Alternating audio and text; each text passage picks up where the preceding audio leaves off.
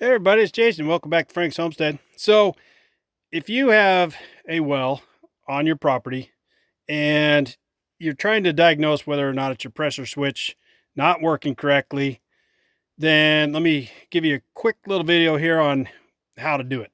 So, let me switch the camera over here.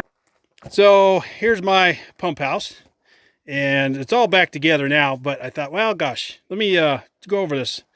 So, anyway, I ended up having down in the well, if you watched my last video working on this well in this pump house, I heard a sound down there. Well, I looked down there, I didn't see nothing.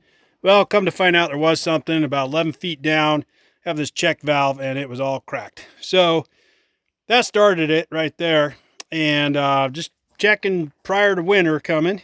And then I also noticed that the pressure gauge down here, right down there, was about 70 psi. I thought, well, that ain't right either. So what's going on there?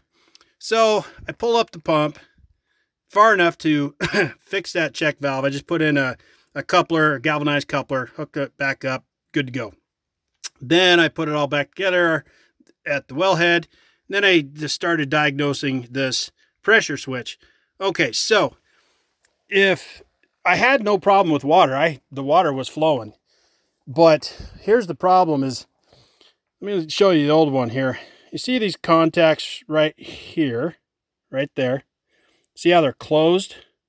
They're not supposed to be. Well, it was getting up to about 70 psi before they would open again. And that would shut off the power to the well pump and stop pumping. And it wasn't doing that. So if you look at the new one, see how they're spaced? There's a gap in there. That's the way it's supposed to look. So I thought, well, okay, I'm just going to replace that because I'm just not even going to mess around with it. So I went to the hardware store and picked up a new one. And this is a 30 to 50 PSI. And how I know that, you can look in your old cap, if it's still readable.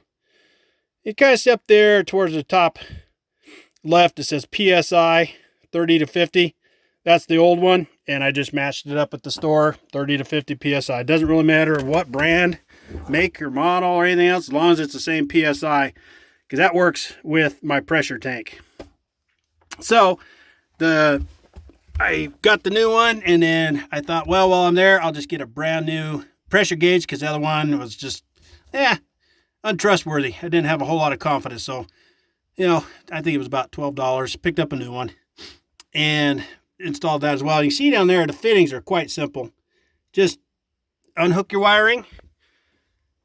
And I always recommend just take a picture of it. It makes it easier. You don't have to try and remember where they go, especially if you're not a real wiring expert. And then take your wires out of the old one. Carefully unscrew it from underneath there. And put some Teflon back on it. Screw it back in tight. Hook your wires back up. And then pressure test it and make sure you don't have any leaks, making sure everything's working properly, and that if like on this one here, as you use water, the pressure will drop down to 30, and when it gets about 30 psi on that gauge, then it will turn on. It'll keep putting pressure to it until it gets up to about 50, and then it turns off. And whatever pressure regularity you get there, it's going to have some instructions so you can tighten and loosen these two little nuts right here. That'll help set your pressures, your stop and start. So pretty straightforward on all that. So if you have any questions, you can certainly leave them in the comments below and I'll get back to you. But that's really it in a nutshell. There's not much to those pressure switches. So thanks for watching.